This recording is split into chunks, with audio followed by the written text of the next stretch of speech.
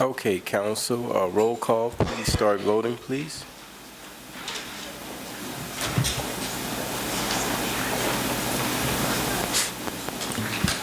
Ms. Holly? All councilors present and a quorum has been declared. Okay, thank you. The next item is the agenda approval. Yes. Mayor, we do have some changes to the agenda tonight. Given how long we're anticipating that this meeting may go, we are recommending to remove item 2C, which is the discussion on Water Smart's recommendation. We would be recommending to make that a work session on May 2nd. We also are recommending the speaker for item A3, Ms. Monique Johnson, was unable to attend, and so she's requested to be moved. And also, we need to remove executive session number 3 in regards to the evaluation of the city prosecutor. With that, Mayor, I'll make the motion. We approve the agenda as amended. Okay. I second. We have a motion and a second. Is there any further discussion? Okay, if not, please start voting. The motion carried unanimously. Thank you very much. The next item is citizen comments. I have some comment cards. If there are any citizens out there who would like to make any comments, just make sure that you fill out a comment card right away and turn it in to our city clerk, Holly, and she'll make sure that I get them. Tonight, we just ask those of you who have comments to keep your comments to within the 3 minutes. At 3 minutes, I will interrupt you and ask you to end your comments at that particular time, okay? The first person I have is Jean Gonzalez. If you would, just come up here and state your name, and feel free to make your comments. Good evening. Good evening. My name is Jean Gonzalez. I live at 8900 South River Road, and I've been before this council 3 or 4 times on this issue, and I'm back again. I have a copy of a couple of emails that I received last year from Mayor Joseph Lucero in regards to fixing that crossing on Ladue. And at that time, the first email I got was that there was action going to be taken, that the railroad crossing was going to be fixed, and that was back in October. Then I received another email on October 27th saying that the railroad had backed out or something. And there's some pretty strong language in here from Pat Steenberg saying that that they're expressing their disappointment and asking for support and assistance to force the railroad to make the repairs. And I think this has gone on long enough. I've been here probably 5 years, and I think that this city council really has to push the railroad. I think it sounds like the city is behind making the repairs, but that the railroad is the one that's kind of backing out on the deal. So I'm here just again to see if you can do something about that, because that railroad crossing is getting just deteriorating worse and worse, and there's a lot of us that come across those tracks from the south side, and it's just tearing up the vehicles if you go over it consistently. Sometimes I'll go over to State or even Ross just so I don't have to use those tracks. But I just would like to ask the council to really push the railroad, because it looks like, you know, I think the city's done a lot for the railroad, and they need to reciprocate. Thank you very much. Thank you. Next up, we have Ruthie Brown.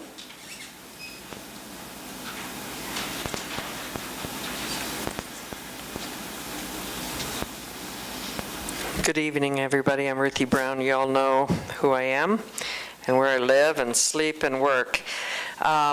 Please consider this a formal request. I will be following up with a letter, and as soon as I have time. But the bike riders on our sidewalk I don't know how many years you have to ask for them to not be there, and we have some nice bike paths and all that type of stuff. A few years ago, I'm the one who got the ticket for disturbing the peace for trying to save my family, and I'm pretty sick of it. And I guess my main thing is there's a model traffic code, and then there's a bike ordinance, and the ordinance affects downtown from the south side of 6th Street to the north side of 4th.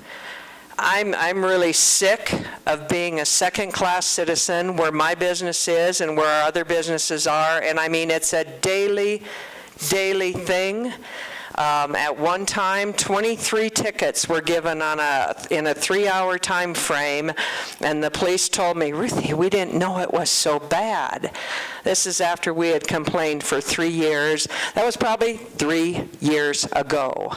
I am formally asking for the ordinance to change so that legally we are protected, so that legally, if my children, my grandchildren, my customers, myself get hit by a bicycle, and if by chance we're hurt, and if by chance we can catch the yahoo who hurt us, that we have some legal recourse. And I don't see that we have that with just a model traffic code.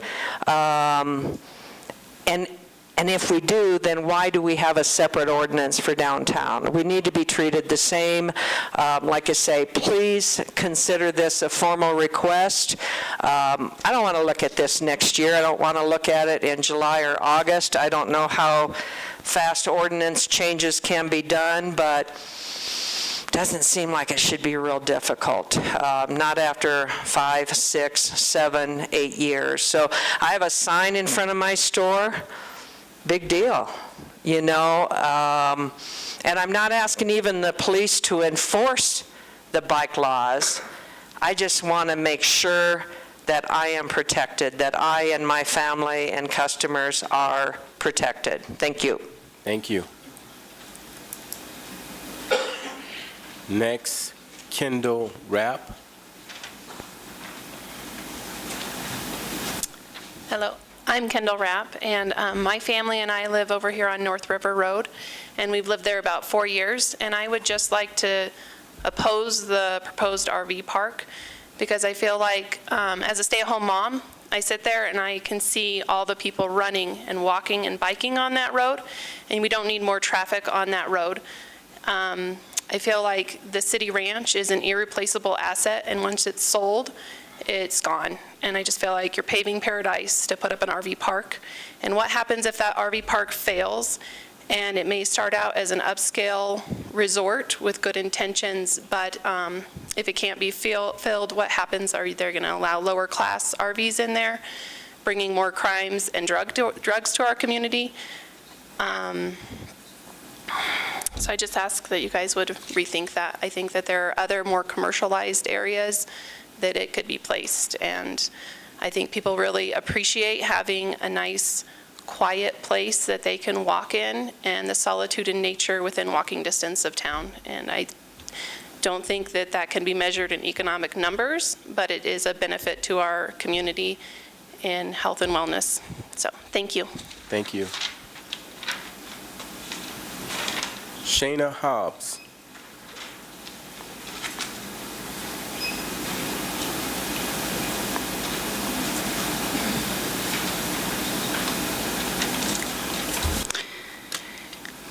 Hello, councilors. I'm Shanna Hobbs. I live here in Alamosa.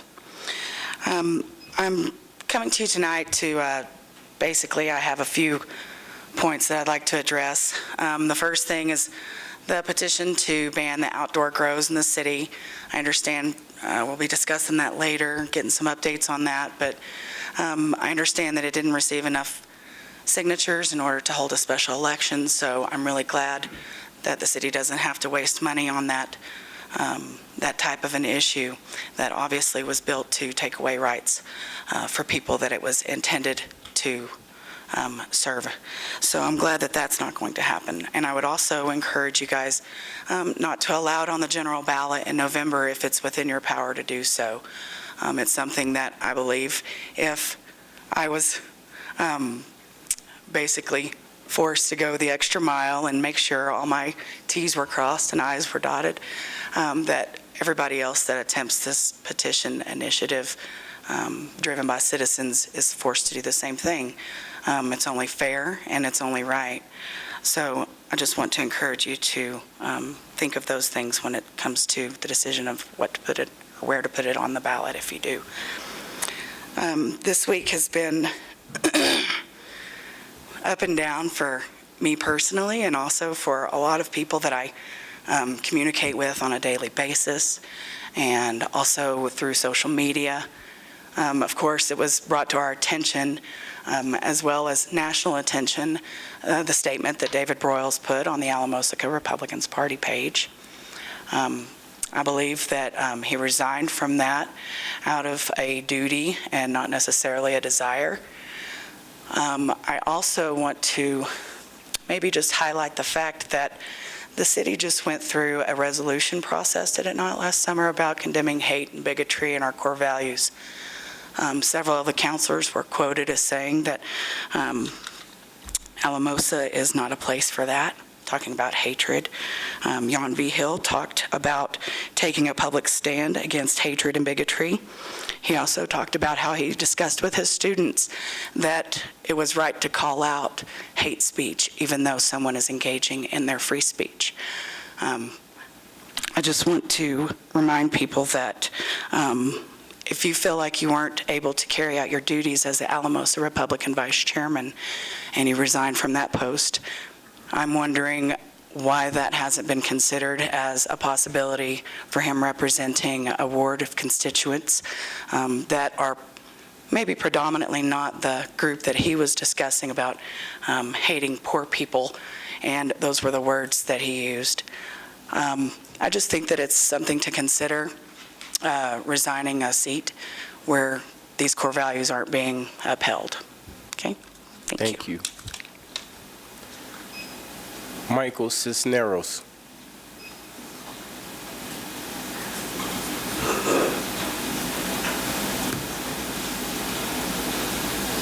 Good evening, City Council, Mayor Coleman, Ms. Daniel, Mr. Carson, Mr. V. Hill, Mr. Broyle Grego, Ms. Hensley.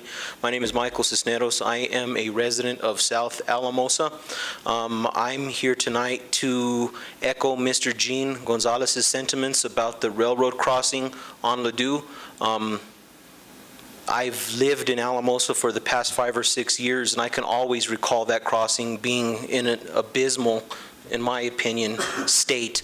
I just question why that one in particular is in such disrepair when the crossing at State, I do understand that's a more prominent crossing, and I do realize that the crossing over by Town and Country is more prominent as well, but that crossing is pretty bad. I would just like to see maybe some action taken on that.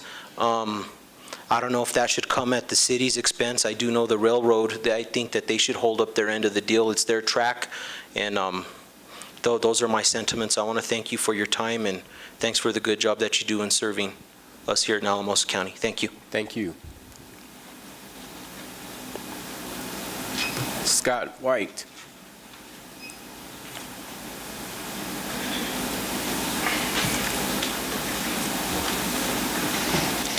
My name is Scott White. I'm a resident of South Alamosa as well.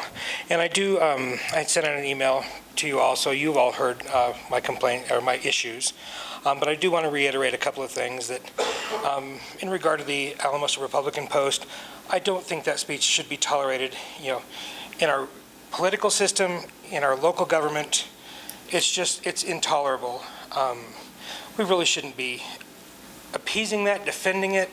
We should, as a city, I think, ask for Councilor Broyles' resignation as a clear show of support for the poor people that he claims that Republicans hate. We are in some of the top poorest counties in the state, and we need to support our people, not encourage or defend hate speech. So I just ask that Councilor Broyles resign as a city council person. Thank you. Thank you. Donald Caden.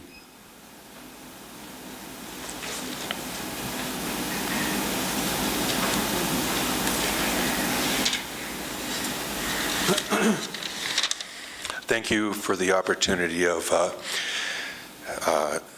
giving my opinion before this council. I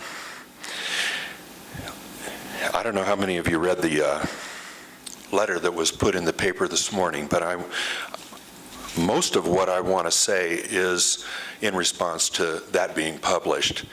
And I'm going to read it because I'm not a very good speaker.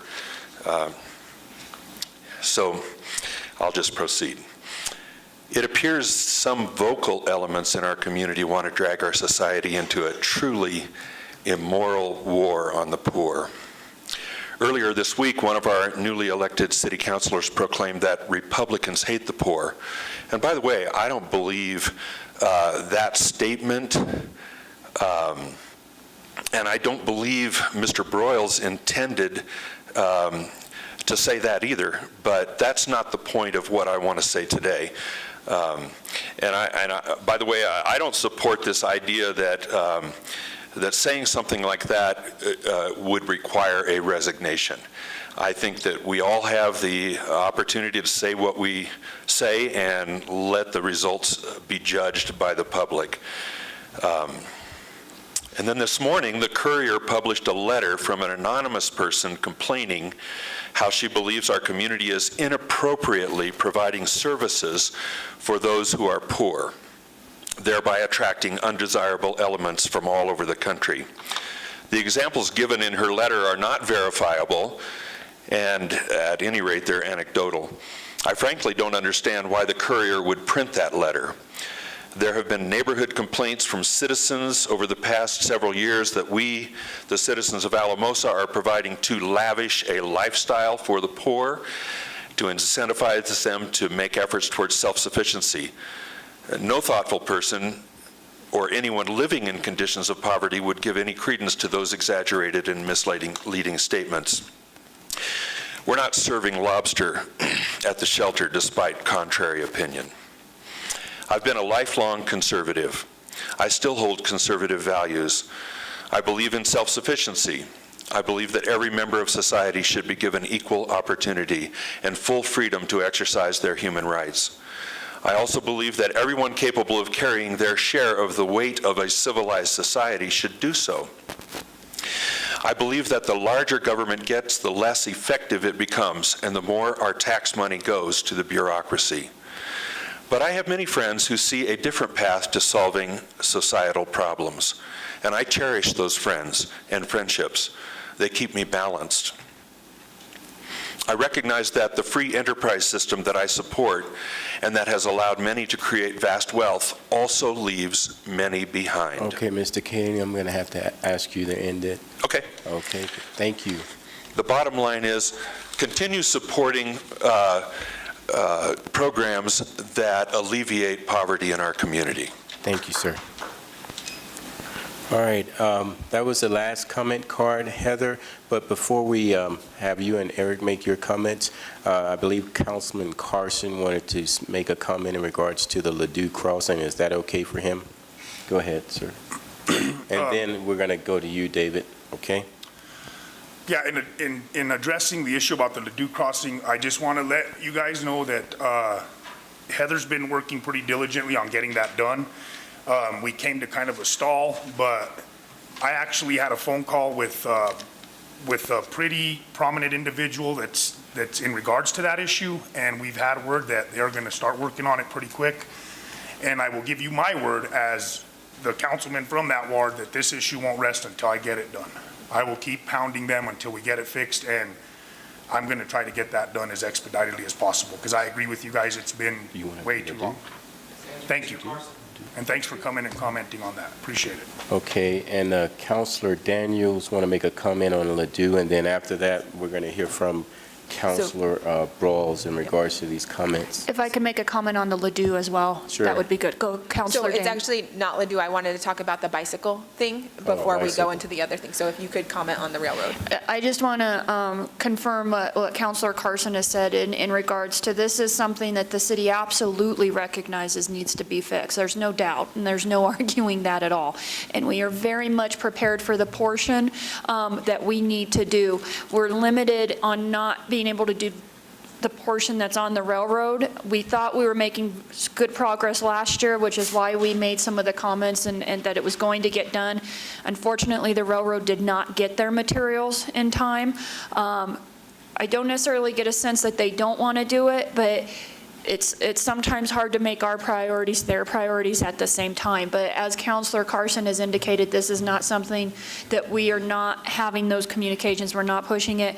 And we also have our own internal timelines that if we can't start to see some actions, what does the next step need to be? And so I want to make sure everyone understands that this is something that we are taking very seriously as needing to get done. Counselor Daniel. Thank you. In regard to Ms. Brown's comments about the bicycle ordinance, I would like us to be able to look at that and see the differences in them, if that could be either sent to us by email so we can talk about it and then discuss the potential ordinance change. Yes, ma'am. I made a note of that to look into that and get you guys some information. Thank you. Okay, Counselor Brawls. I do want to comment.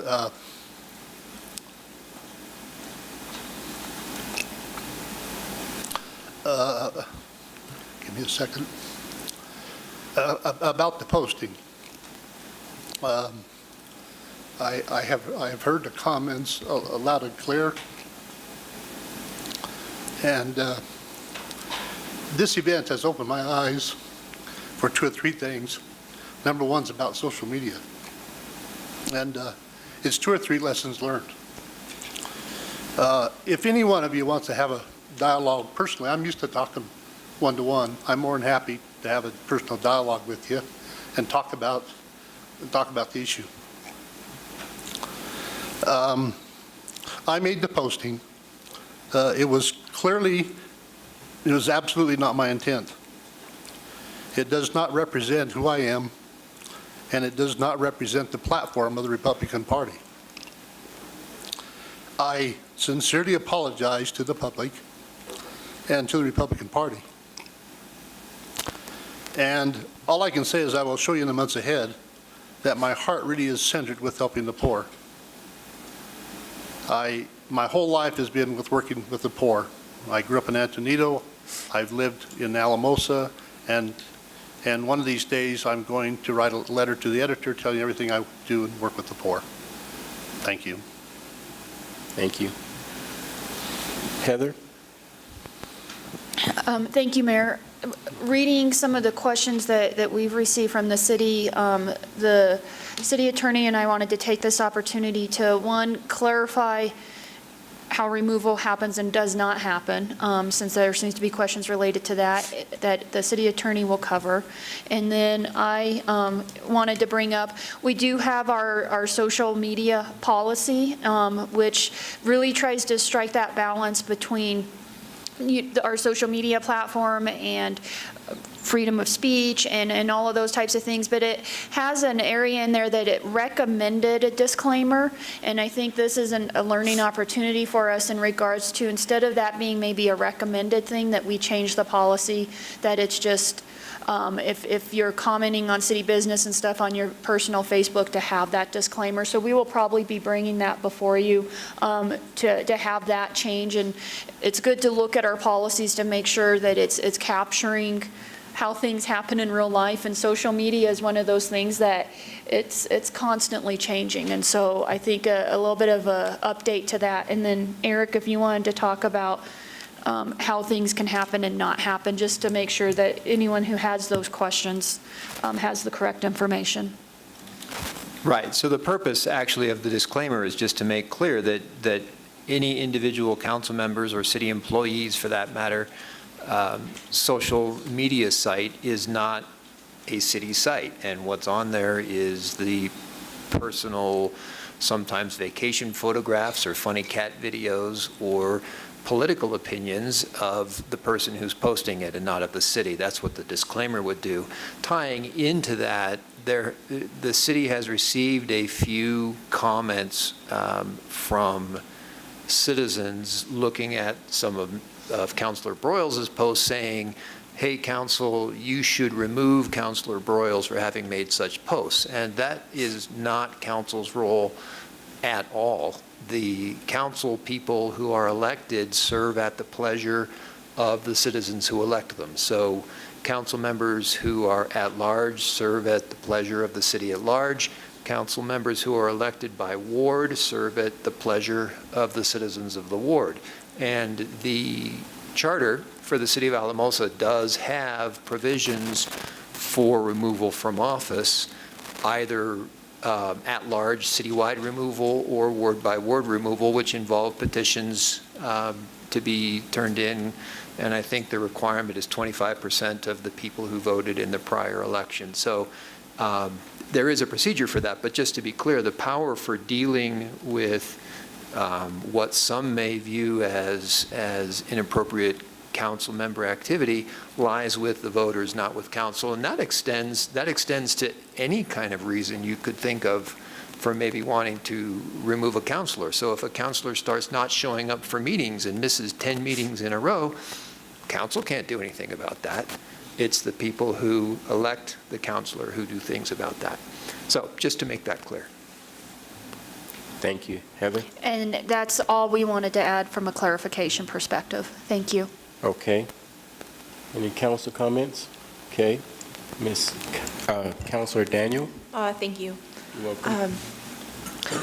So I just wanted to say thank you to the Alamosa community members who have shared your concerns about Councilor Broyles' posts and sticking up for those who are underrepresented. I think many of us believe that that's our duty and our privilege as elected officials. And so I do want to say and state clearly, I do not agree with Councilor Broyles' post, nor do I condone what he wrote. But I do think he is working toward taking accountability for his actions. And I think in conversations that I've had with him personally, I believe he's looking at understanding the language that he uses and chooses to use and to hopefully have a better dialogue with people than what his post intimated that he would be willing to have in those discussions. And so while I think the post was inappropriate, I do think that he is willing to look at that, and I hope he can win back the trust of the community members that now feel a sense of loss because of that. Council, thank you. Councilor Daniel. Councilor Beal? Thank you, Mayor. Kind of like what Christina said, thank you to all those who have called me and emailed me and brought your concerns about the post. I would like to thank Mr. Broyles. He called me personally yesterday and apologized for the post, and I appreciate that, Mr. Broyles. I, for one, do not stand with the comments that were made on the Facebook page, nor do they reflect the thoughts and the standards of the city of Alamosa. The post has caused division, negative publicity, and hurt feelings. I believe this is an opportunity for us. This issue can serve as a learning opportunity for all of us to watch what we say, especially as city councilors and civil servants.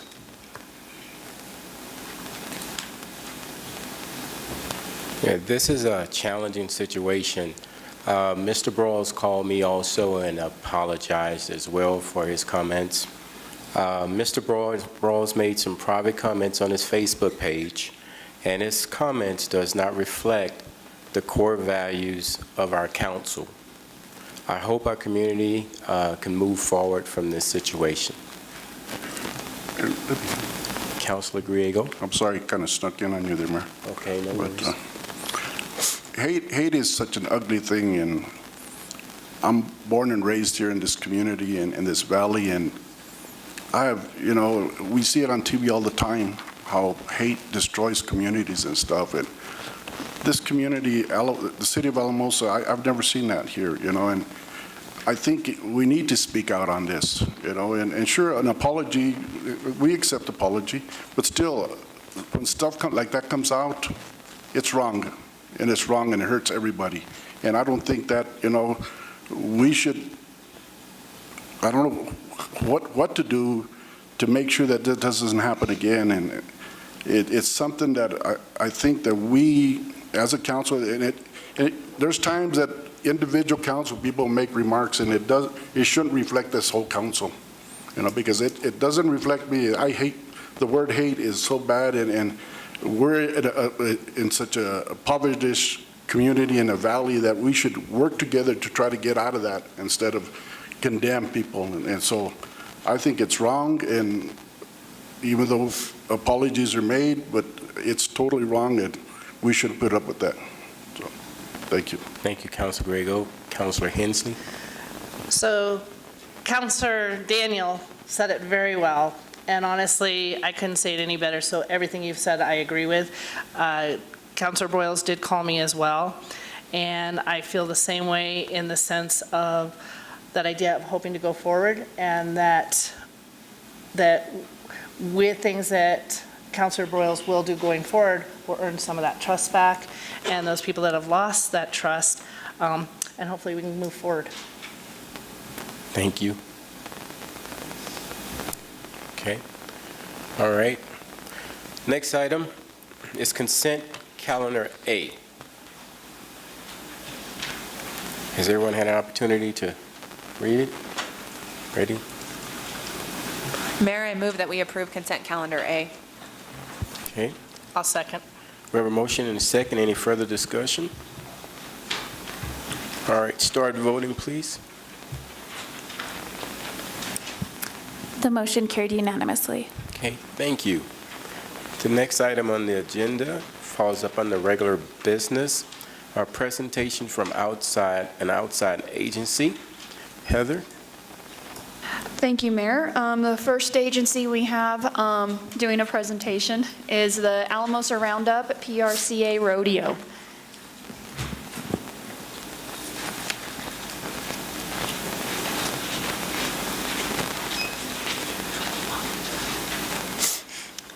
Hi, I'm Dawn Honeycutt. I live at 5543 Stanley Road, and this is my son Dawson.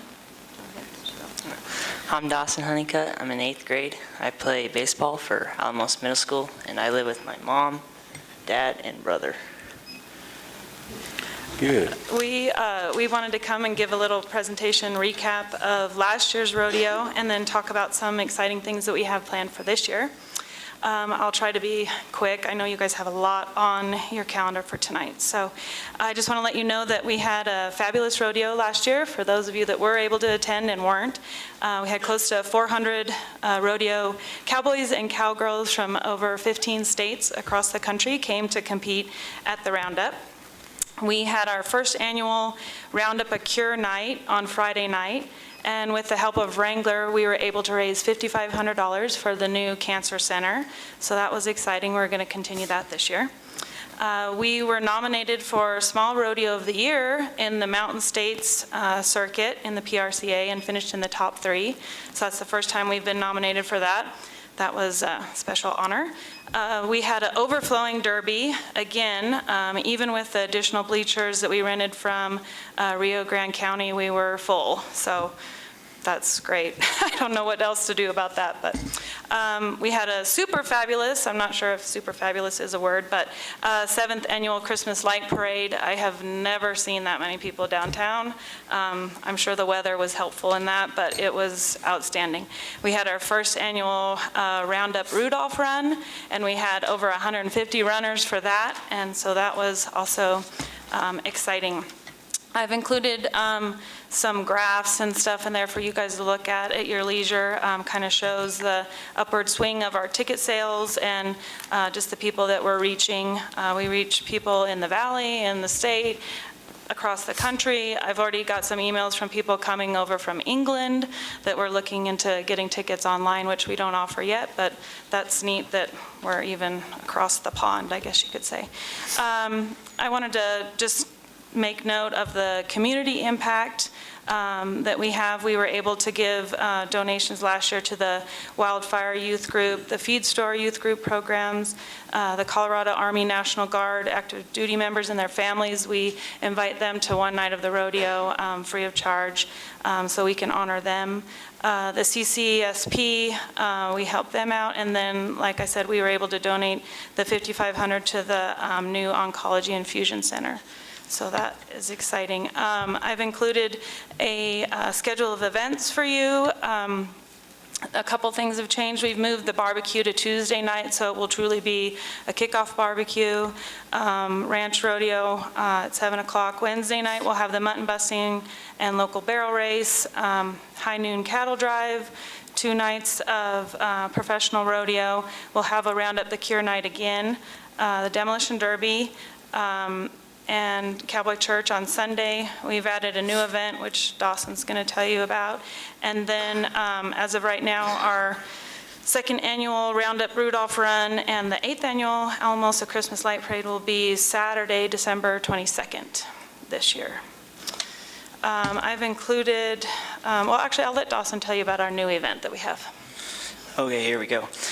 So one of the things I was super excited for this year is the 1st annual Roundup Bulls and Bandits Run will be Sunday, June 24th at 4 p.m. The run will start and finish at the Alamosa Roundup Arena. As racers run their giant horseshoes, they will need to watch out for bulls. We're going to dress 4-wheelers up as bulls with coolers on the back of them, kind of follow the runners around, hopefully don't run anybody over. And bandits. Me and a couple friends are going to dress up as bandits and squirt the runners with water guns. It's going to be super fun. There will be both vendors, face painting, barbecue during the award ceremony, beer garden, and lots of fun to be had by all.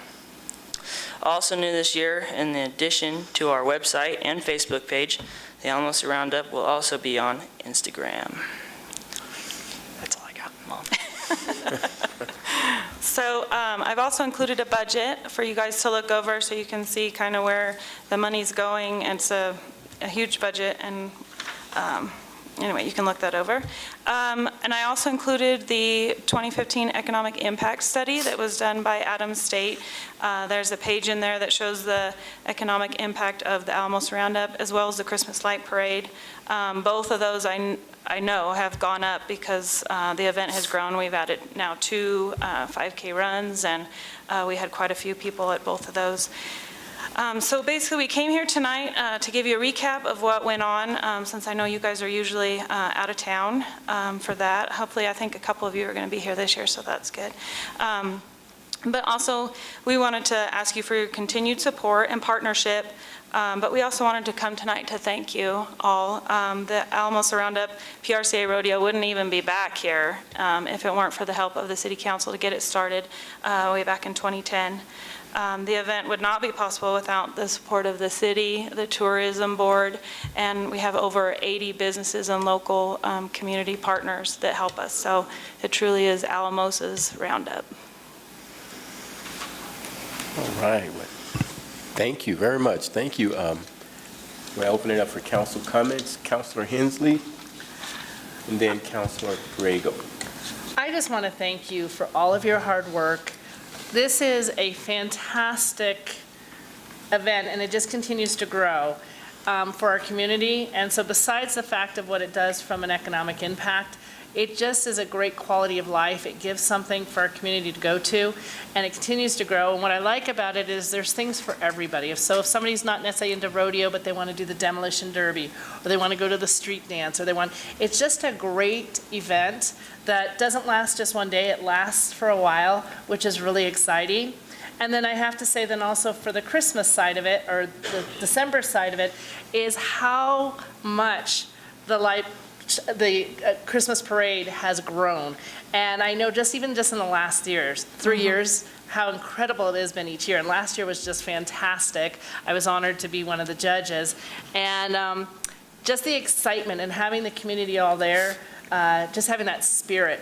So just thank you so much for all you do for Alamosa. Right. Thank you, Councilor Hensley. Councilor Griego. Thank you, Mayor. Welcome. I too would like to thank you for this breakdown, this budget breakdown, because it tells us exactly who's participating, where the money's going on.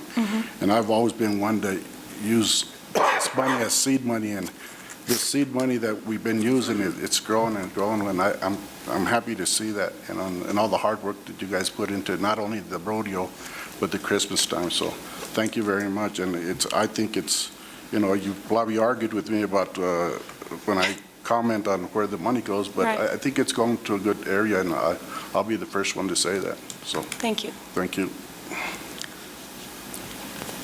Well, Councilor Grego, you're the first one to say that, and I'm glad you said that because they really do a fantastic job in every event that you put on in our city. You enhance the quality of life that our citizens are looking for. You have entertainment that's family-oriented, which means a lot to our entire communities. Whenever I go to any of your events, it's either sold out or packed to the max, and everybody leaves happy and excited. So I'm probably one of your biggest fans, and the word you used earlier was to describe the Christmas parade was super fabulous. Yep, it was super fabulous. And you all do a super fantastic job in everything that you do. So I would be for recommending that we do, as a council, move forward and give them the money that they need to continue to have successful activities like this in our community. Councilor Vijo? Thank you, Mayor. So the question is, how much are you looking for? 4,000. 4,000. We have 4,000 left, and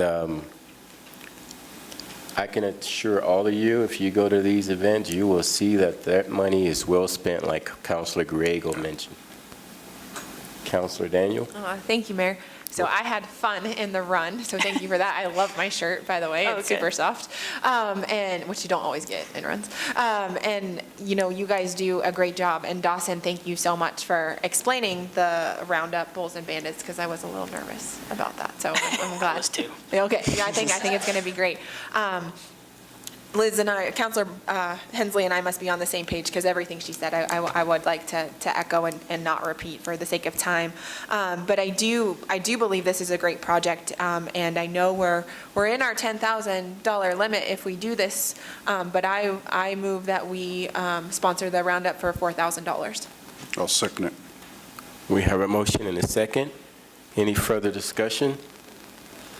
Did you want to say something? No, I'm just going to echo what was said. I think it's a very good event, and it brings a lot of people to Alamosa, and it's well organized. Dealing with animals is always tough, but you do a great job, so thank you. Thank you. Thank you. Okay, we have a motion and a second. No further discussion. Please start voting.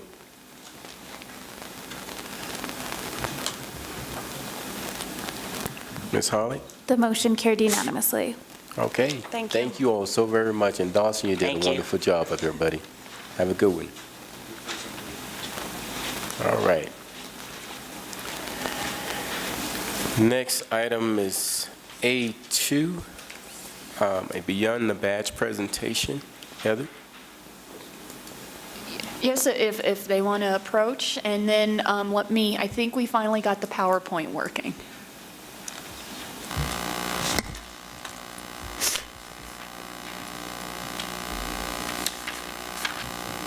So my name is Nikki Rosecrans, and tonight I just want to present to you a campaign that is very near and dear to my heart.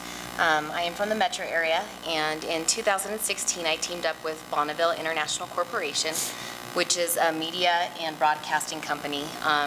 Locally, they own 98.5 KYGO and Cozy 101. And in 2017, they wanted to start spreading the word regarding the community service efforts of law enforcement officers in the Denver metro area. So I reached out and worked with over 100 different agencies in the Denver metro area, and we recognized 52 officers beginning in January of 2017 with a recorded on-air announcement that was covering the achievement and accolades that the officer received, and also included any ongoing community service efforts that the officer participated in. The officers were featured weekly across all 3 stations, KYGO 98.5, Cozy 101, and then KKFN The Fan. And it just recognized, again, what they did to make our cities and communities a better and safer place to live. And then I have a video that I would like to present. So a lot of our community members don't really know what our first responders do. And so I found a video off of YouTube. It's called The Good Cop, and it just really summarizes that their job really does not stop with just being a police officer, a firefighter, or an EMS responder. It goes further into that. Is that embedded in the PowerPoint? Yes. Or, oh, so do I need to scroll? Yes, please. Okay, So okay. it's the next slide.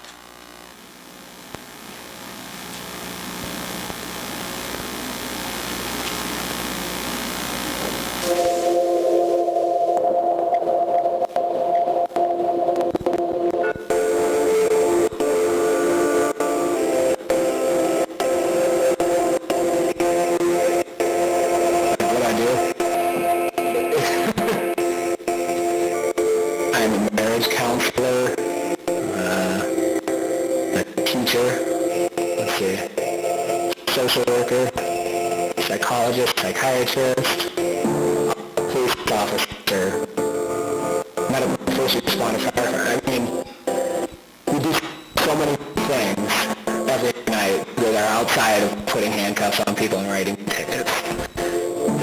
Solving the marital dispute. People don't think about that. That's something we do every single night. It's solve a family problem. Obviously, the fun and exciting stuff, the crime-fighting stuff is what gets on TV. I don't think that somebody would want to go and watch me try and track down a dog that's running loose through a neighborhood and taking it out to the pound, but that's what we do. You know, there's a lot of not exciting stuff that we do, but it is, in one way or another, it's helping people. They're at their worst, and so you're going to most times get their worst behavior, the worst things they can say. You try not to take it personally. That person has their own situation going on, and maybe they didn't want to go to jail on their warrant because their kid's birthday is tomorrow. You know, we're put in a position a lot of times where we've got to make decisions that are going to affect someone's life, and it may not affect just one person's life, but may affect someone's life. The number one issue for police agencies is trust and confidence with the community, and looking at ways that we can go from what some might term a warrior mindset to a guardian mindset.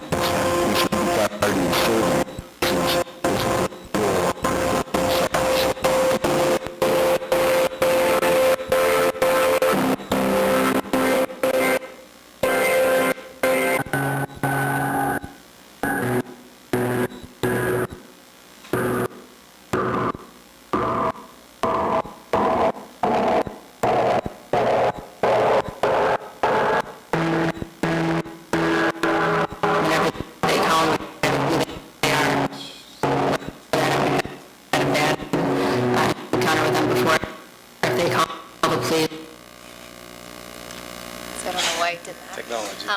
If you can go to the next slide, Holly, please. So Beyond the Badge SLV is doing the same thing. We are going to recognize our first responders for the same achievements and accolades just as we did in the metro area. However, I have decided to include all of our first responders. So we're going to recognize our police officers, our firefighters, and our EMS responders. I recently teamed up with KSLV, KYDN Radio, which is based out of Monte Vista, and we have decided that we are going to do the same thing and honor the same campaign with all three of our stations, which is KSLV AM, KSLV FM, and KYDN. And then this is a vignette, which I'm not sure that it's going to play very clear, but this is a vignette of what one of the honors of one of our officers up north sounded like.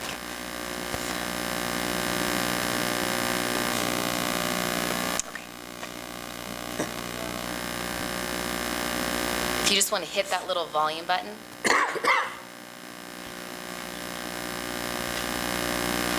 has become a go-to asset. Now, Cozy 101.1 takes you beyond the badge, sharing inspiring stories of Denver area law enforcement officers making a difference in our communities. This week, we salute Officer Jackie Spresser of the North Glen Police Department. In her role as part of the Crisis Intervention Team, she has become a go-to asset for officers and staff. In several scenarios involving a hostile citizen, she was instrumental in facilitating communication that led to de-escalation and understanding. Officer Spresser has a true passion for helping and assisting people in crisis. When off duty, she does what she loves most, playing and officiating hockey. Even when she's not on the ice, she again makes a difference, instructing officials and teaching at development camps. Thank you, Officer Jackie Spresser, for going beyond the badge. Find out more about this week's featured officer. Click on Community and Beyond the Badge at KOSI101.com. So we will construct that so that it fits Alamosa and it fits actually the entire San Luis Valley. This is a very honorary campaign, and I've reached out to all law enforcement agencies across the San Luis Valley asking for their participation.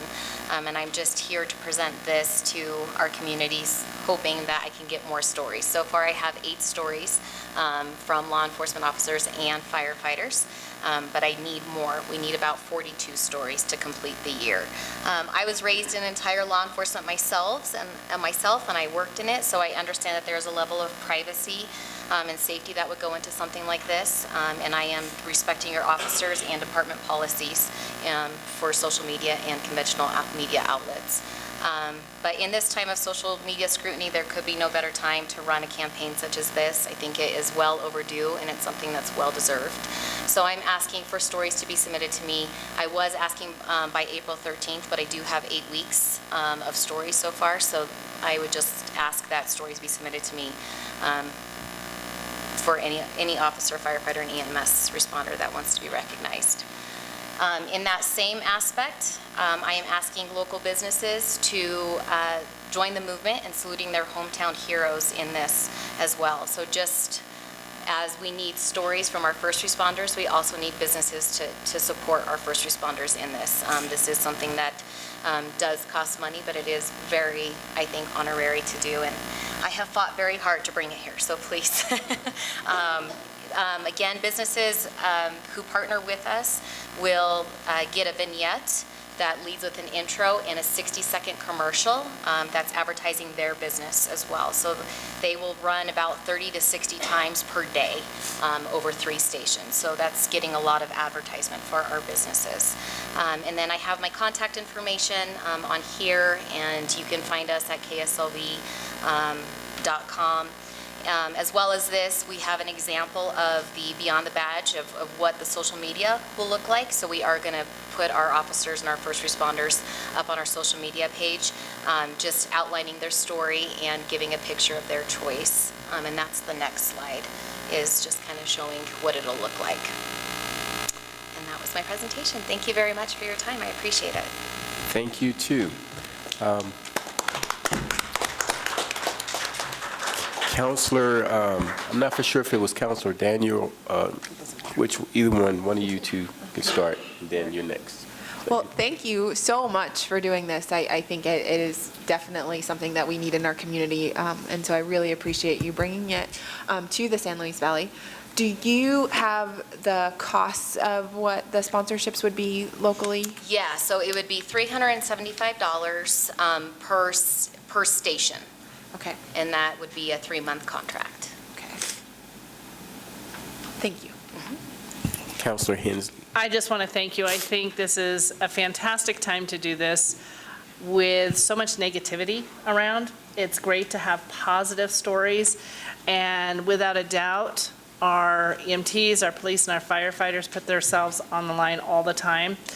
And so it's great to have, I guess, the soft side of it, which is really awesome, and to have that positive message being sent over and over, and just to remind us all of the positive things. So thank you very much. Yeah, absolutely. I think it's important to humanize our first responders. You know, they really are people. I mean, definitely a dad and a husband and, You know, it's, yeah, I mean, they're people too, just like us, so it's a good thing. Councilor Griego. I too would like to thank you and echo what the other councilors have said. And I got an opportunity to meet Nikki and her husband, who's also the chief of police there in Monte Vista, at Crime Stoppers. So they're involved in all these different deals that help our community. And it's about time that we start recognizing our first responders, and it's a big thing. And thank you for bringing that presentation to us. You did a great job. So thank you. I too would like to thank you all as well for what you're doing in our community, coming here and trying to make a positive difference right away. A lot of first responders spend a lot of time in vehicles all the time helping the citizens, and I can only guess how they would feel to hear one of their own recognized when they're on the call of duty. It would give them that extra encouragement that they need to continue to move forward in their current role in difficult times. So I think what you're doing is great for our community. Thanks, Trey. You know, one thing I forgot to mention, I'm sorry, is we are starting this campaign in May, which is Law Enforcement Appreciation Month. And we have I've been working with a family in the San Luis Valley that we're going to do a big surprise for. So it's going to be a big emotional kickoff, I think, definitely. So we have a really big surprise, and I am good friends with a lot of news anchors up north, so they're already getting the word through Facebook and the newspaper, and I'm like, okay. So we may have some really good publicity for the San Luis Valley. That is great. Yeah. Council, any other comments? Okay, well, thank you so very much. Appreciate it. Okay. The next item on the agenda is Parks and Rec. Andy?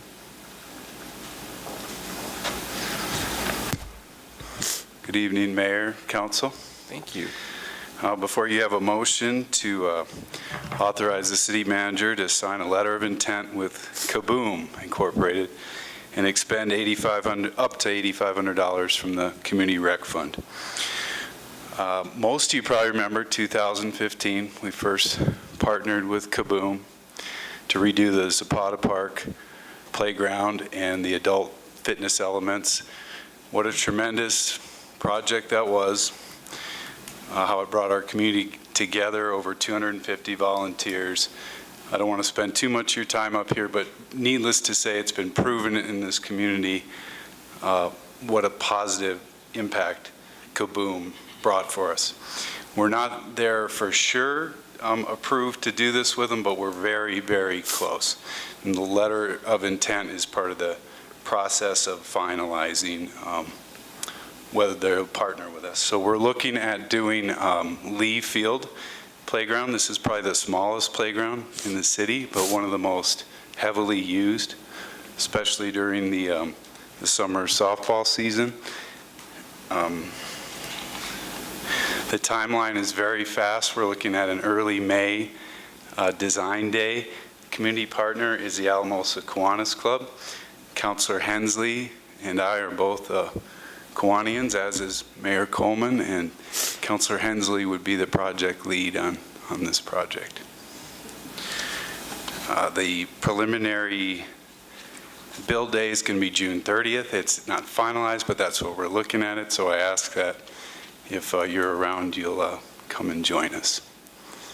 Any questions? Any questions, councilors? No questions. Councilor Daniel. So I was able to be a part of the building the last time, and it was fantastic. I'd never built a bench before, and now I know how. But I move that we authorize the city manager to accept and sign the Kaboom letter of intent and allow up to $8,500 to be used from the Community Rec Fund. I'll second that. We have a motion and a second. Any further discussion? Okay, start voting, please. Missing one person. There you go. Thank you. Ms. Holly? The motion carried unanimously. Thank you, Andy. Thank you for everything that you all do. Thank you. If I may add one more comment, like the Montana Azul Playground, we're going to be looking at adaptive elements for this playground, anytime we redo one, but just to reemphasize that. Okay. Thank you. Thank you. Thank you so very much. Okay. Brings us to City Manager Legal. Heather? Thank you, Mayor. The first item before you is the recommendation from staff that City Council make a decision and provide direction in regards to should the city prosecutor and the city attorney positions be combined. Currently, those are, well, the city attorney is a half-time, and we have had discussions to bring the city prosecutor to a half-time as well. And Gene Farish, as the city prosecutor, has given over 30 years of his professional life to serving as the city prosecutor. And so this is an interesting conversation, I think, to have. I think after doing some research and looking into this and looking at what previous council discussion has been, my recommendation as the city manager would be to combine the two roles.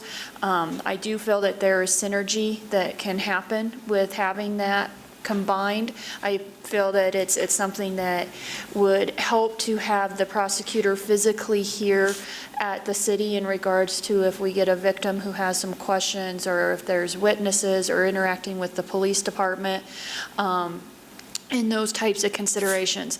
However, my larger recommendation is to just have a decision and direction.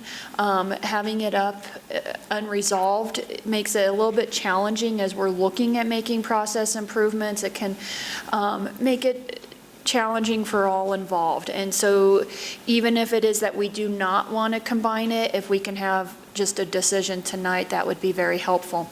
Should council look at combining the two, there is not any reason that you necessarily need to advertise that.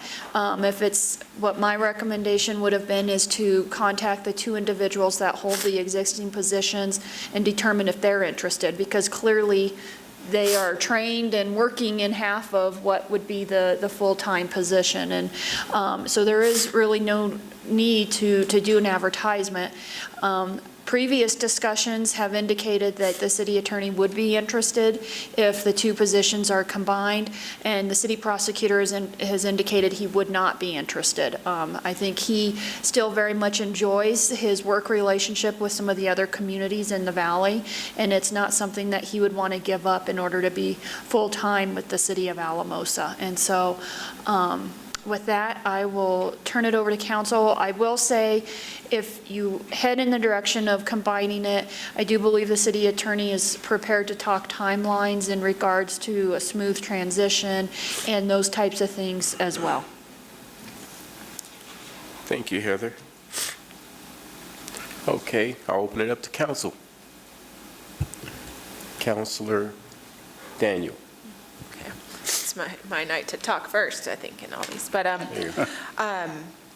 one of the things that I think, as we've been looking at the changes we've made to the municipal judge and looking at the things that we're doing as a city, we've been having this conversation about combining them for the last 2 years, for sure, and beyond that. Before I got here, it wasn't a new conversation.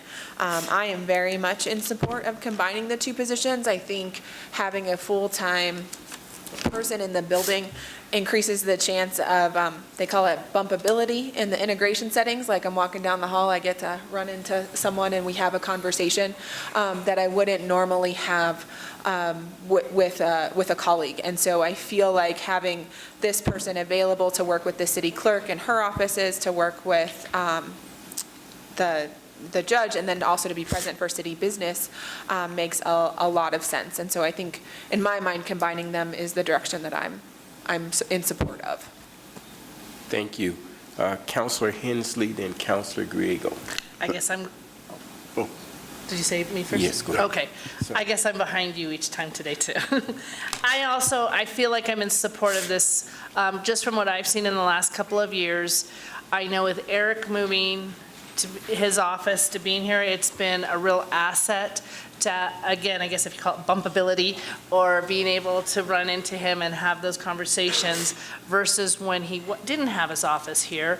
And I think what's happened is our city has just grown. We're at a point, we need that full-time person. We need that I guess just having that profile, having that person here when we need them. Without a doubt, Gene Farish has done a phenomenal job for the last 30 years. I really feel in my mind this has nothing to do with who's done a good job, who hasn't. It truly is our city has just outgrown the past setup or the past way things are. And just like anything, when there's growth, there has to be some change. And so I guess that would be my opinion, is to go ahead and combine them. I do think it would strengthen a lot of things that are going on for the city of Alamosa from that perspective. Thank you, Councilor Hensy. Councilor Griego. Thank you, Mayor. Just a little history, and you're right, Councilor Daniels. We've been talking about this for at least over 15 years, and I've been here the longest. And we first talked about the attorney, bringing the city attorney aboard. And finally, we bit the bullet and we did it, and it's helped. It's working. So now to combine it, I agree. Times change.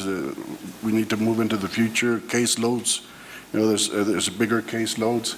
So I think, and just like you said, Ferris has done a great job for us. And nothing to go against him, but I think it's time for us to continue moving forward and continue moving this community forward. And there's positions that eventually have to happen and come to fruition. So I totally agree, and I also agree on the comments that both you councilors have made, that we need to combine both of these positions. Thank you. Councilor Broyles. Yeah, I look at it from a business standpoint or an organizational management standpoint. And again, I really appreciate what Mr. Ferris has done for the city of Alamosa. I mean, he's been stable, he's been loyal, and he's worked a long time. So it in no way reflects on him. But I just look at it, if I had people reporting to me, I'd rather have, it organized where one person would report, because it can cover a lot of ground rather than two people. And since the position is growing, and it probably will grow more, I think it just makes sense from an organizational standpoint to combine the positions. Thank you, Councilor Broyles. Councilor Carson. I'm not sold on it. I don't know enough as far as the history is. Why hasn't it happened yet is my question. And so I have enough input to know that it's a positive direction to go in, but I'd like to understand from Eric if you feel it's a good direction and if you would see yourself doing it alone, or if you would in the future probably have a subordinate to help with that load, because one of the things I've heard is the caseload's growing. And mind you, it's 2 half-time positions, but if that caseload continues to grow, are you going to need a subordinate in-house prosecutor? Is that something where you're looking at in the future, or do you think it's something you would like to handle all on your own? If you were to take the job, I'm saying.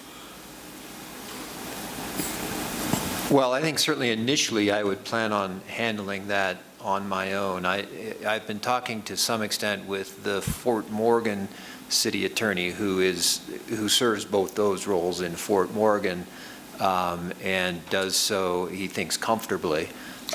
We are in a transition phase with respect to our prosecutor role in and of itself, in the sense that, as you may recall, the assumptions that went into the contract when that was initiated, when the prosecutor and when I, and a whole bunch of other city employees, became employees rather than independent contractors, which we had been.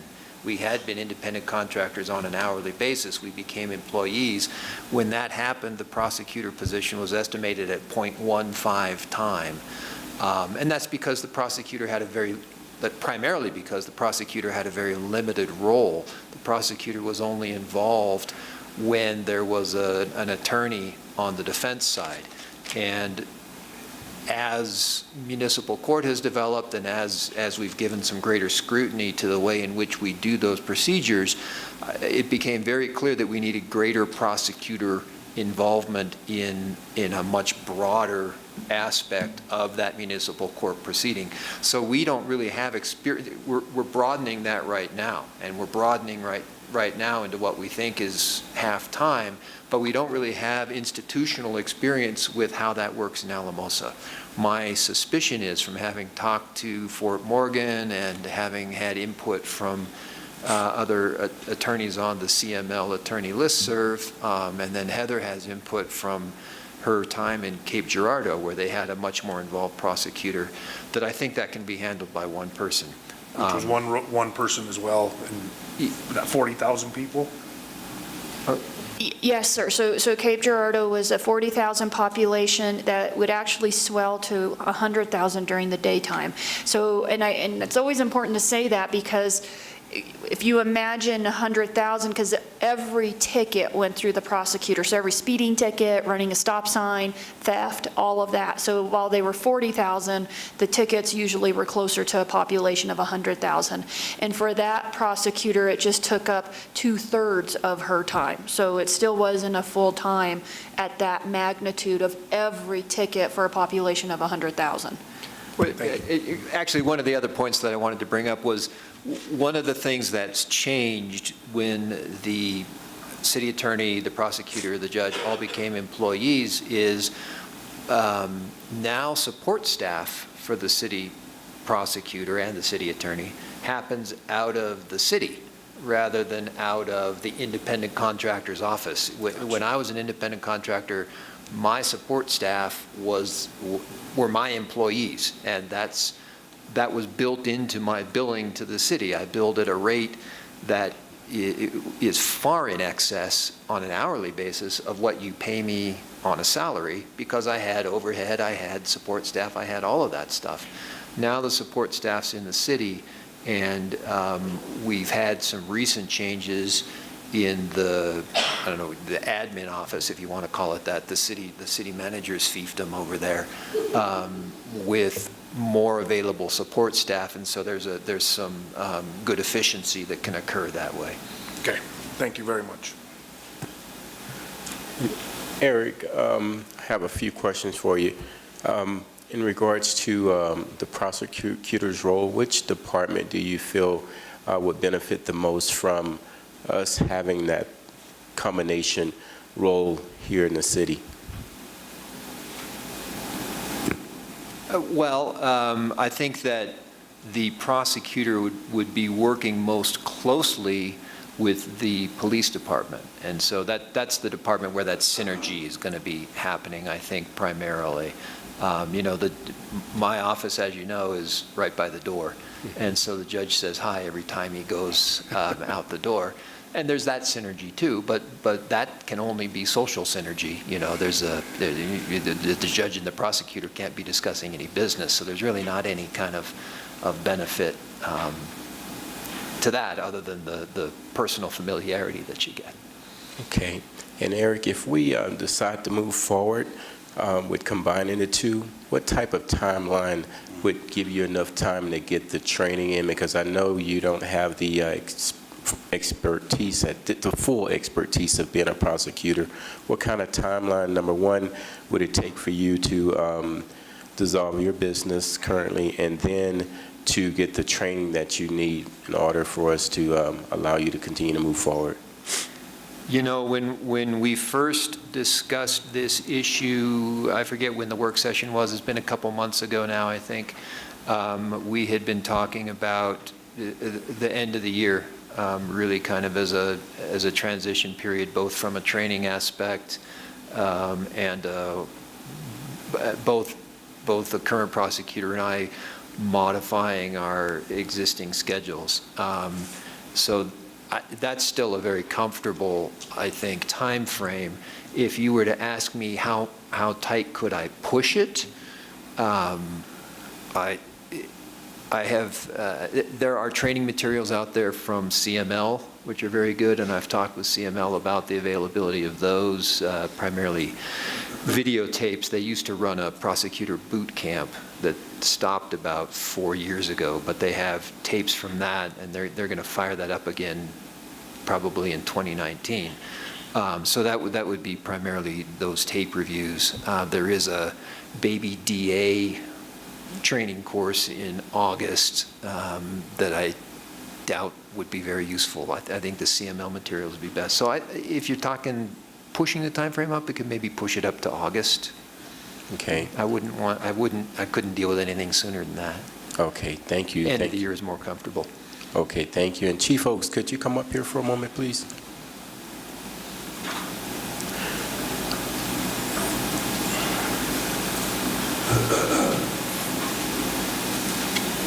If you don't mind, Chief, could you share with me some of your thoughts in regards to how combining, you feel these two roles would benefit the police department and the city as a whole from what you can see? Sure. I think the position being combined would be very beneficial for the police department and the city as a whole. As Councilor Daniel said earlier, that we'd be able to come over and see the prosecutor on site. The communication would be better. It would be easier for the officers to communicate with the prosecutor about cases, review videos, review charges. So I think overall it'd be very beneficial to the city to have the position combined. Sorry. And the officers, I think, would build rapport with the prosecutor. Okay. Thank you. Thank you, Chief. You're welcome. Councilor Griego? Yes, thank you, Mayor. I too was kind of concerned of how long it would take if we chose to go that direction of putting it together, and you answered it pretty good. So if we decide to go this way, what would be our next step? You know, you want direction on what exactly, would we do something tonight, or is this something that would be done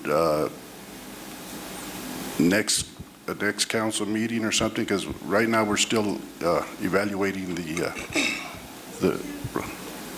The two items are actually very separate. So the evaluation of the prosecutor is important in regards to, especially if you don't combine them, it's setting goals and those types of things, but it's also for that transition time and expectations. But more importantly is we need to make sure we're compensating appropriately. And it was very clear from a staff perspective, we were not compensating him at the level we needed to do that. So that very much needs to happen in and of itself. From a staff recommendation perspective, we would like a decision tonight with, and the goal of when you would like that transition to be final. And so if you want to give a hard date of the first of the year, that way the two attorneys can work together on the cross-training, they can work together on, or not together, but they can work independently on what changes they need to make in their private practice, all of that kind of stuff. If you want to say a goal of November, but not to exceed, it can be up to you, but we would like a decision. We've had multiple work sessions, and there's really not any more information we can provide on this item. And you're right, we've had multiple work sessions, and we've had a lot of communications that were given to us, you know. And if there's no further questions, I'll go ahead and make. I got one. Okay. I was going to ask just one question to Holly to get her thoughts on this combining of the roles. My opinion is that they shouldn't be, but I don't know if my opinion matters because I think many of you already decided on what you want, and I've had no communication with any of you. So I just don't think they should be combined. I think we are growing, and I think it can be a position that continues to grow. I think Eric is busy enough. I'm not going to accommodate my court schedule to accommodate the city attorney if it switches to him, so I would not be comfortable moving forward any quicker than the beginning of the year. We have a court schedule set out till December. I'm not going to change it for him. Yeah, but I don't know if my opinion matters. You guys have already kind of decided, and that was kind of made pretty clear before this happened tonight, so. Okay. Any other comments? Nope. Any other comments? If not, I'll go ahead and make that motion that we go ahead and combine both the positions, and that we look at a January 1 time frame. That'll give you the opportunity of whatever training is needed, and whatever adjustments you need to make with the courts. with our city clerk and her staff. So I'll make that motion. I'll second. We have a motion and a second. Any further discussion? And I have a comment to make. I struggle with this decision up until today. In order for me to come up with the decision that I'm going to make, I've talked to Holly, and I've talked to Heather, and I've talked to Chief Oates, and I've talked to Eric. I was struggling with the combining the two because I really wasn't fully understanding what the prosecutor's role is and how it would apply. But after having further discussion with the chief, as well as Eric getting more clarification of how the two can benefit the city, I feel that that's the way to go now. But I did struggle with this up until today. When I look at making a decision, I look at what's going to be good for the city in the future in the long haul. And I ask just about everyone, when we look back 3 years from now, will we say combining these roles made a positive difference or not make a positive difference? And after talking with even some of the counselors here too, to get their thoughts on how it would benefit, because some of them have their expertise in certain areas when it comes to legal matters, and they were able to share some information with me as well. So those are my comments. Any other? Nope. Start voting.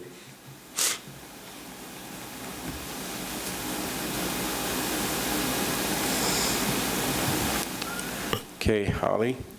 The motion carried 6-1 with Councillor Carson casting the no vote. Thank you.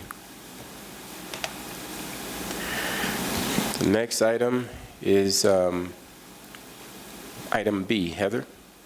Thank you, Mayor. This item is to authorize the city manager to sign a purchase agreement with the Soltura Energy Capital in the amount of $63,651. This is an item that we've had some previous discussion on. Based on the power purchase agreement we have with Soltura Energy, we entered into that in 2010 for the provision of power to the Alamosa Family Recreation Center. As part of that agreement, we had an option to purchase the facility during this time frame that we're in right now. The contract actually estimated of a $130,000 to $150,000 price. We felt after we reviewed the costs and what we would need to offset our expenses and maintenance and those types of things, that our price point was actually much lower at $70,000, and council had authorized us to negotiate up to that amount. We were able to successfully do those negotiations and land at $63,651. The budget does include $70,000 for this purchase. Council? Yes, Councilor Daniel. If there's no discussion, we've talked about this, I move that we authorize the city manager to sign a purchase agreement with Soltura Energy for the amount of $63,651. Second. A motion and a second. Any further discussion? Start voting.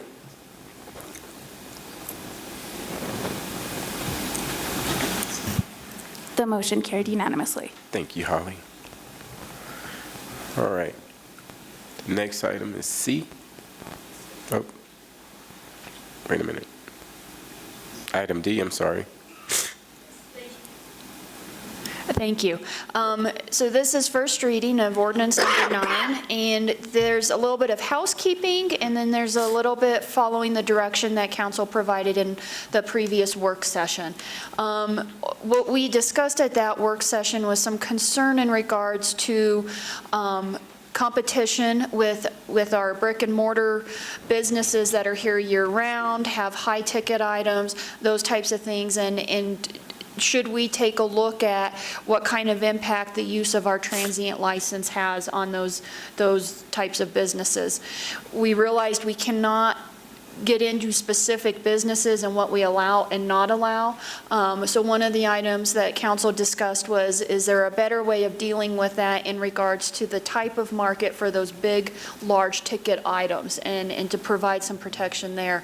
Evaluating the different amounts that come in through the transient license, we've council provided direction somewhere between 75 to 100,000 cap for the temporary sales licensee for gross sales.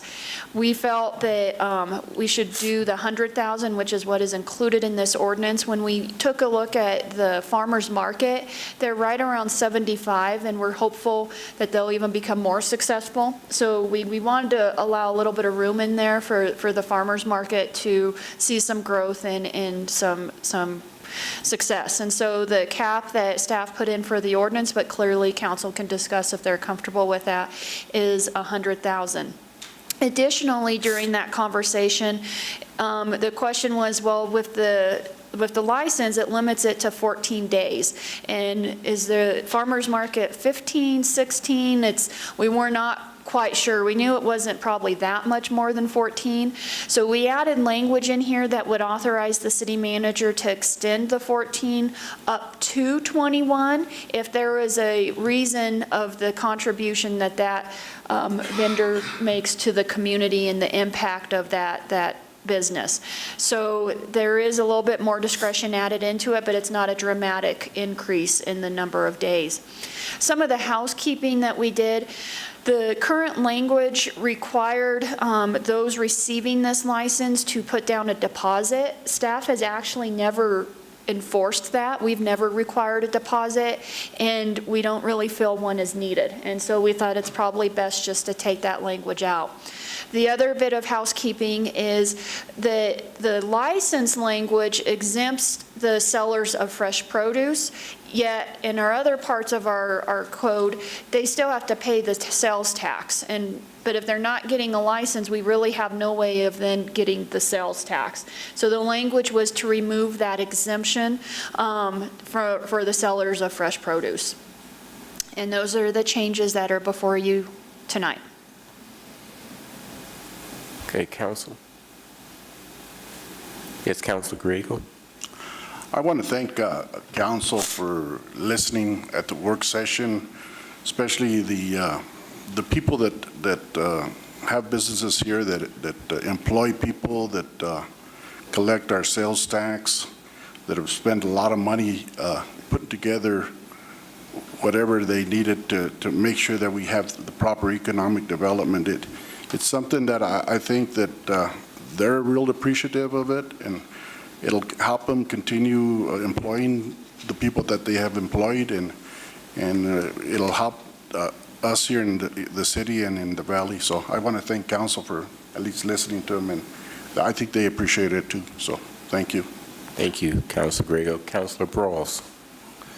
Yeah, I want to make it clear that it does not affect any vendors that we've had in the past, except the Nissan car dealer. And Correct, that is correct. And so I think it's fair, because I don't know of any vendor that will exceed the $100,000 in sales, except the Nissan dealership. And so I think it's fair for the existing businesses in Alamosa and within the spirit of competition. And so I just think it's fair. Okay, thank you. Councilor Vigil. Thank you, Mayor. Welcome. Well, along with Mr. Boyles and Mr. Grego, it just protects our businesses within the spirit of competition, like you said, and it also allows the pinon guy and the potato guy and the blanket guy to keep on selling what they want to do there on the streets and that. And I also like how this addresses the farmers market folks, so I appreciate that as well. And if there's no further. Councilor Hensley. Can I ask one question? And I apologize. So on the people that, do the blankets and the potatoes, things like that, I feel like I see them often. Will this 14-day actually affect them? And so I just wanted to ask that question. They were already under the 14-day. So they are? Yeah, this does not change that for them. And that's all I wanted. Yep. I feel like I saw them more, so that's the only reason why I asked. Okay, thank you. Okay, Councilor Vigil. Thank you. I move that we approve ordinance number 9-2018, clarifying time limits, setting maximum gross sales, eliminating the fresh produce exemption, and eliminating the deposit collection procedures for transient dealers' licenses on first reading and set it for a public hearing on April 18th, 2018 at 7 p.m. or soon thereafter. Second it. We have a motion and a second. Any further discussion? Please start voting. Okay, Ms. Hawley, The motion carried unanimously. thank you. All righty, brings us to committee reports. Or did we change anything else, Heather, on this agenda? No, sir. No, we didn't move anything. We took off an executive session, but Okay. everything else is still, Everything's okay, so all right. committee reports. Good, thank you. Do we have any committee reports? Okay, we don't have any. You have one? Go ahead, Councilor Brawls. Yeah, trying to find my notes. I did want to report, I did go to the senior citizens meeting, and, you know, they do really well. I'm impressed that they have a pool tournament with Antonito and Monte Vista, and also they actually have excursions. They're going to go back east, and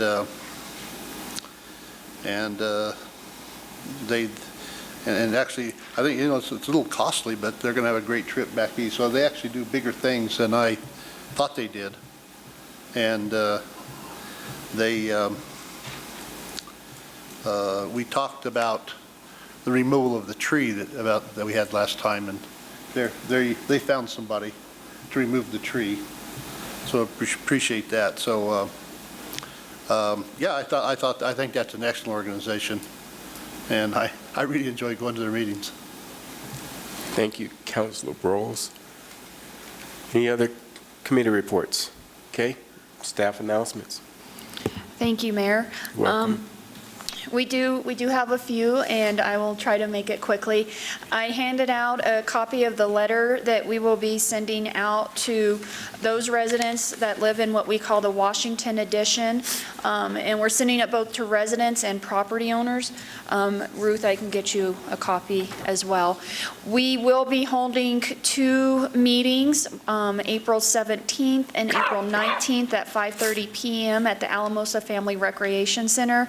The purpose of this is, you might recall, there are needs from a stormwater and some street repairs and those types of things in some of these blocks in this area. And our previous Public Works Director, after going through the project on 8th Street, there was some residents who thought it kind of changed the dynamic of how they can park and those types of things. And some of that was different because that is an arterial to get to the schools as well as 10th. So the sidewalks and those types of things were very much needed. But he took that input and wanted to really think on, does the same design need to apply for those other blocks? And part of the reason he wanted to look at that is when you drive out there, there's a lot of cars parked in those areas, and if you start creating curb and gutter, you're going to have parallel parking, and it's going to restrict the number of parking, which may be okay. They might be okay with that. The other consideration, though, is when you curb and gutter and pipe the stormwater, the costs dramatically go up. And so what we wanted to do was look at maybe alternatives that would still address the stormwater, still address some of the paving needs out there and the sidewalks.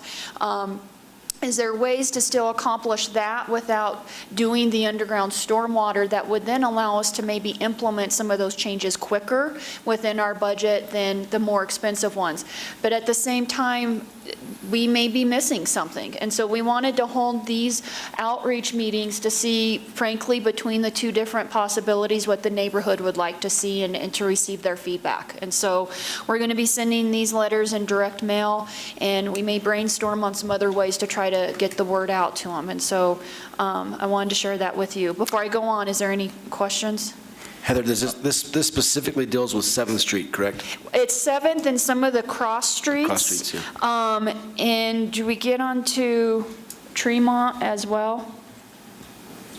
Yes, we get onto Tremont as well. Well, I'm just really glad that this letter's going out. We talked about this a year ago, and now it's coming out, so I really appreciate this, Heather. And I want to thank Mark and our new GIS person, Deacon. They've put together a really great actual PowerPoint that shows what the differences are, what the differences in the cost, the time frame, all of those types of things, and provides some really good visuals. So I think they'll be very good meetings. Mayor, if I can make a couple of comments, thank you. I want to thank staff for putting this together, because this is something that has taken a long time to come to fruition. You know, I want to say it's a little over 50 years that we've been trying to deal with stuff like this, and I'm glad that it'll give these people an opportunity to speak out to see what direction they want to go. And I hope that we'll be able to contact everybody, and I'll get the word out too, because this is in my area. So perfect. Thank you. The more help we can have to make sure people are informed. And we want it to be property owners, and if there's rentals, we do want to hear from those who live and are renting, even if they don't own the property as well. So thank you, Heather. I'll move on to the next item. Sure. Okay. We have some great news. One of our existing art pieces has been sold. So Connie and Damian Martin have purchased the Running Girl, and they are going to donate that to the SLV Health Foundation. Running Girl is the artist is Harold Link from Evergreen, Colorado.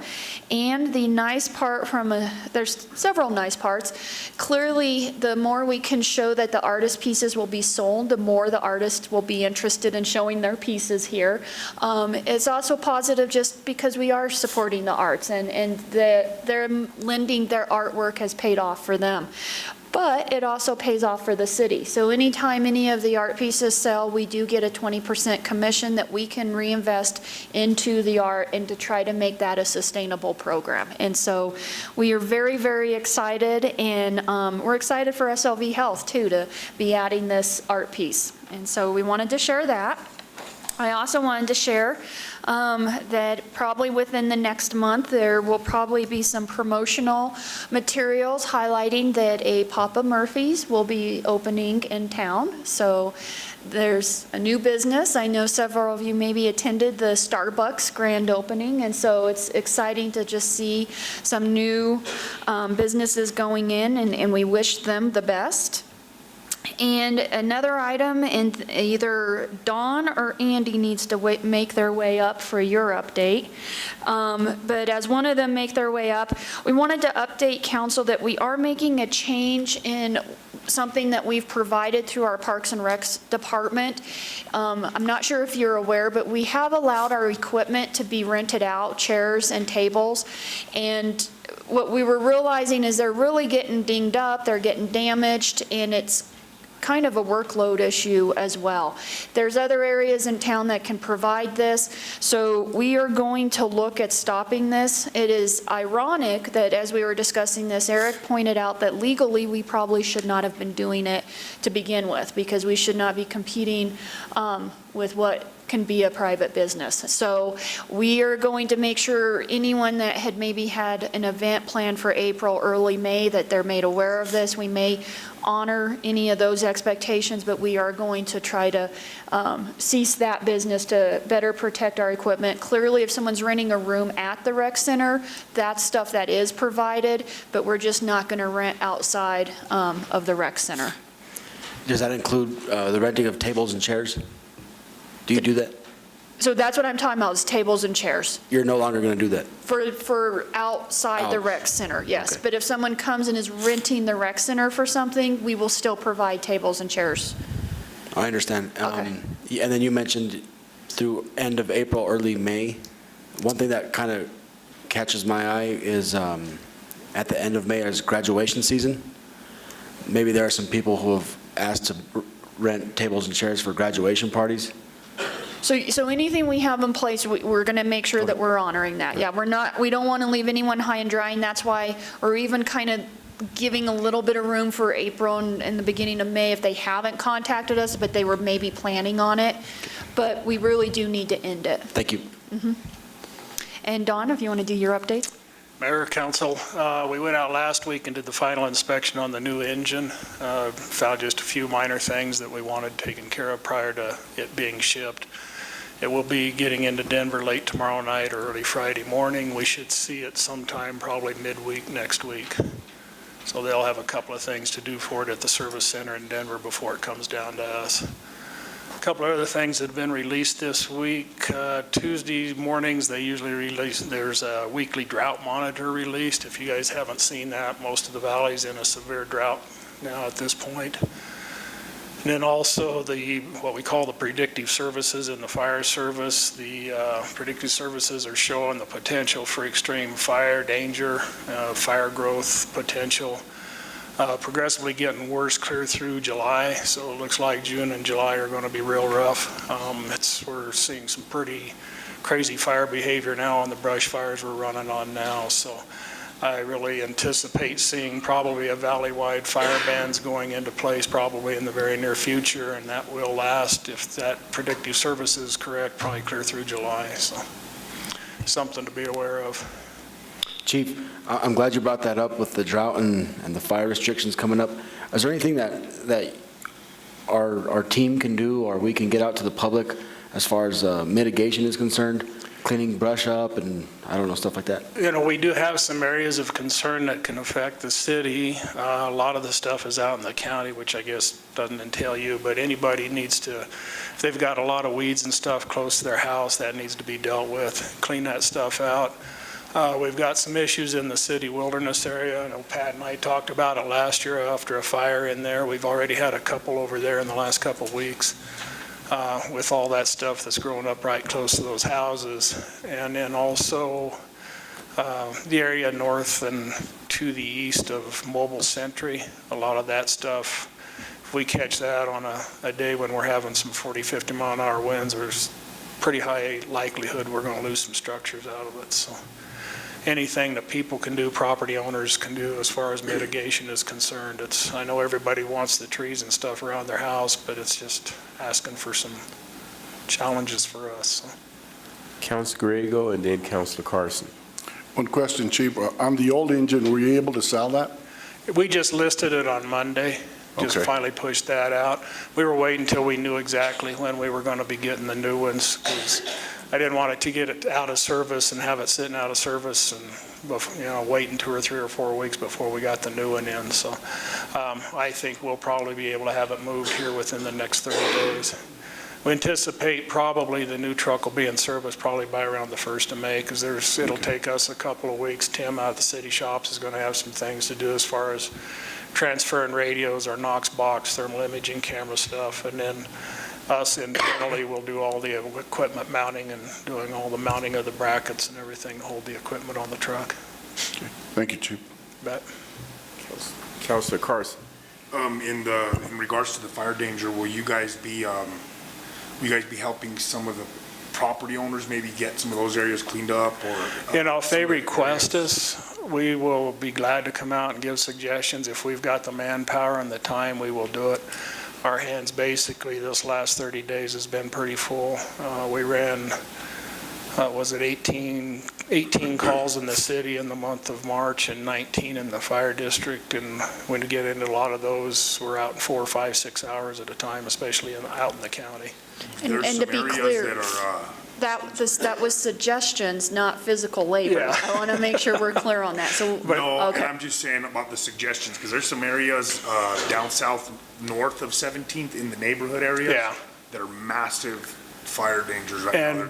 And believe me, our guys would rather come out and do some mitigation, even if it involves the labor side. I mean, they're good about going out and doing it, and they would, you give them a chainsaw, they're happy.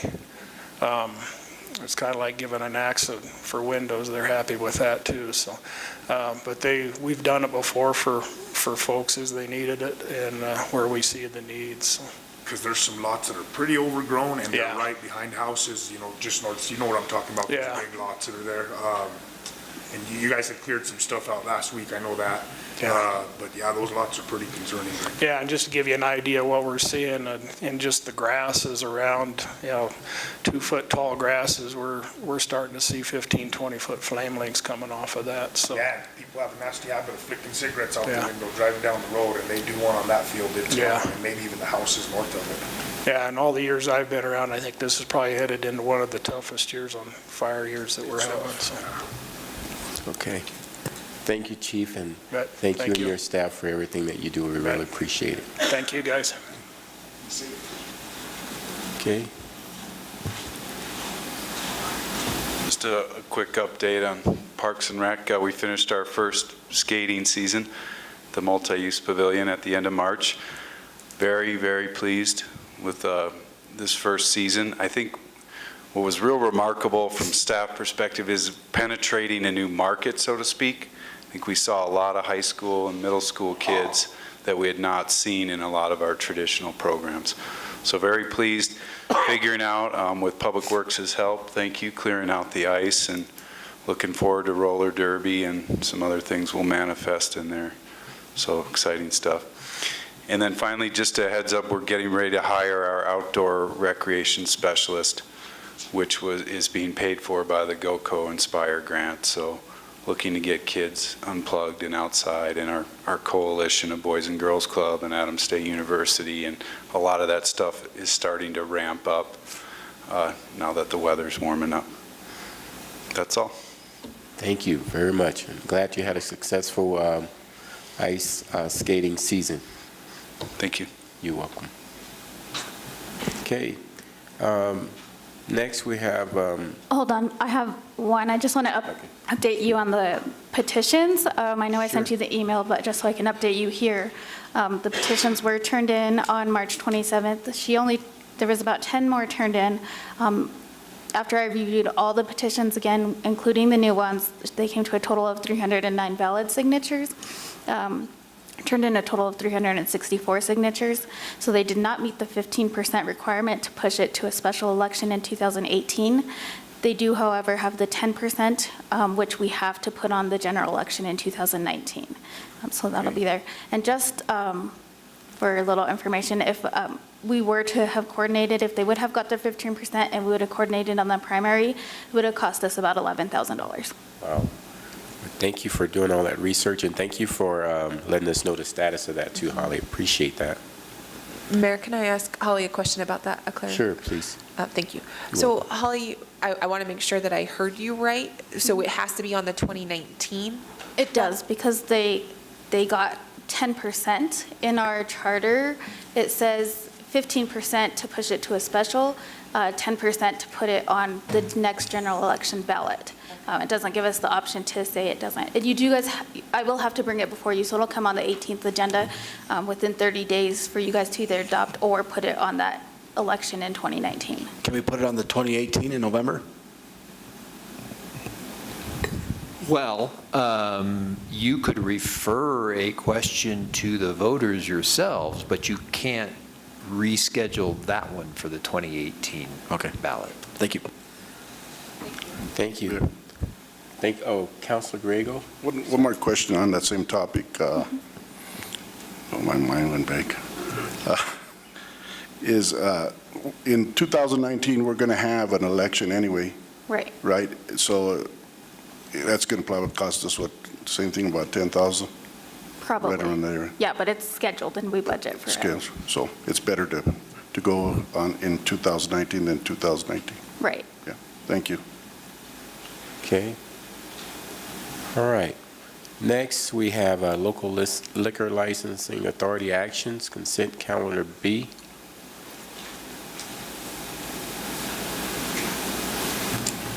Councilor Vigil, then Councilor Daniel. I move that we approve the special event permit for the Summerfest and the Rio events as described below. I second. We have a motion and a second. Any further discussion? Please start voting. Ms. Holly? The motion carried unanimously. Thank you. Next, we have council comments. Councilor Vigil. Yeah, thank you, Mayor. I have two. The first one is, Heather, tonight we took off the Water Smarts agenda item and we put it on for May 2nd.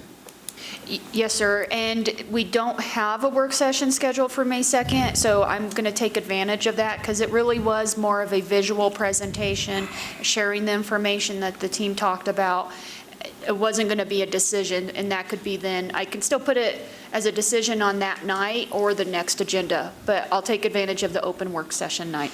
And when we give direction as a council to the Water Smarts team or to whoever, or to Mark or to Andy about what we would like to see get done as referred to by us by the Water Smarts team, when will that stuff get done?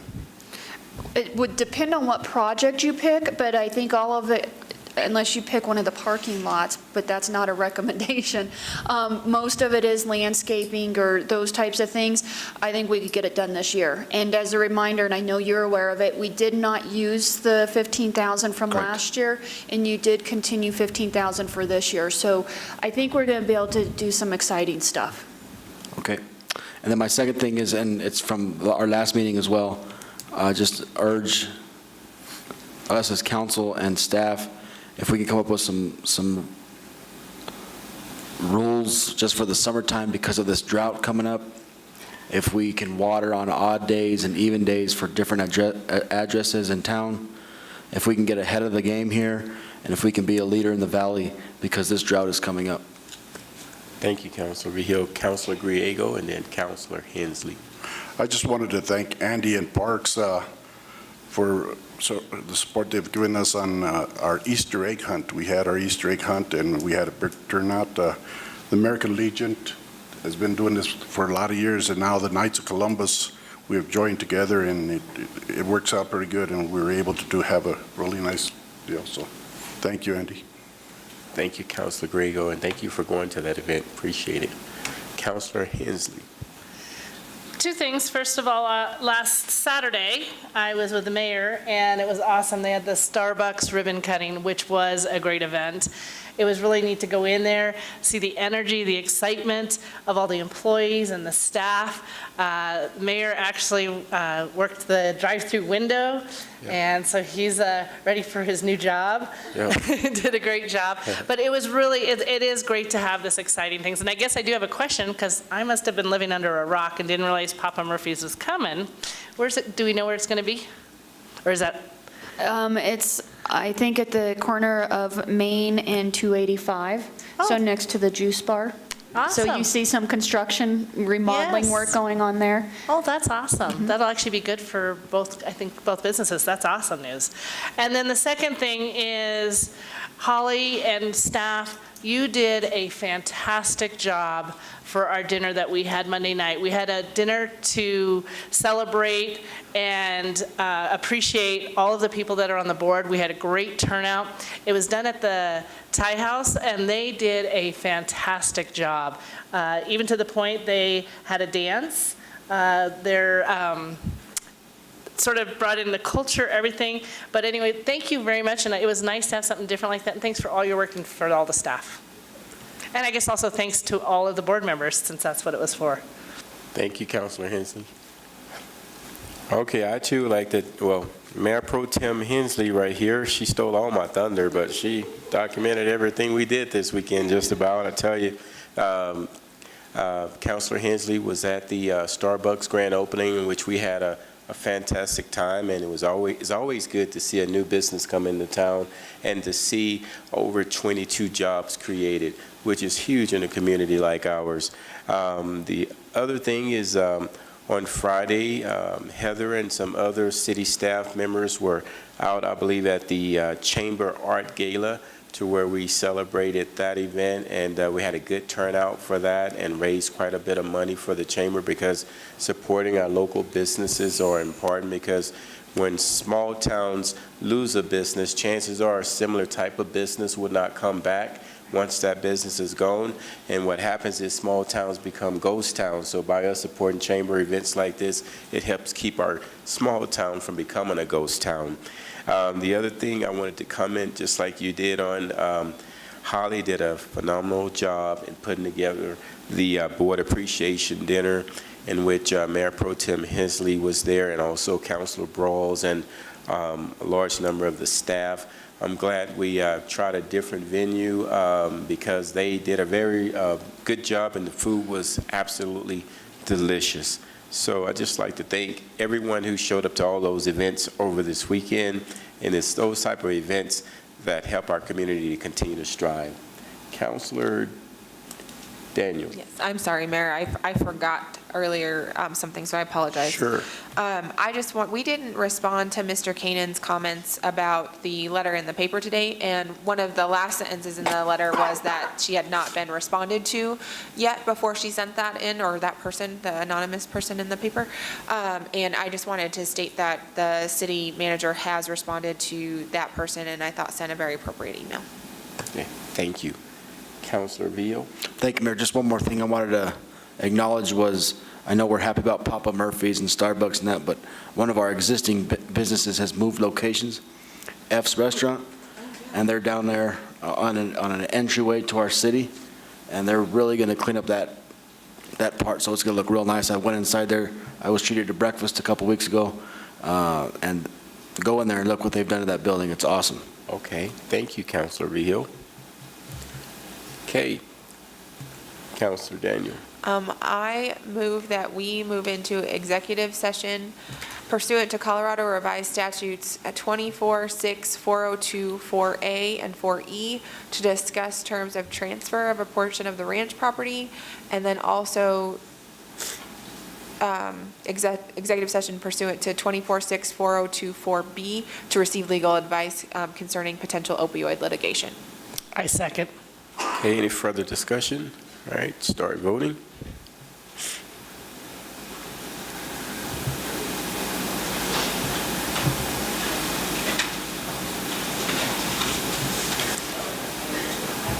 Okay.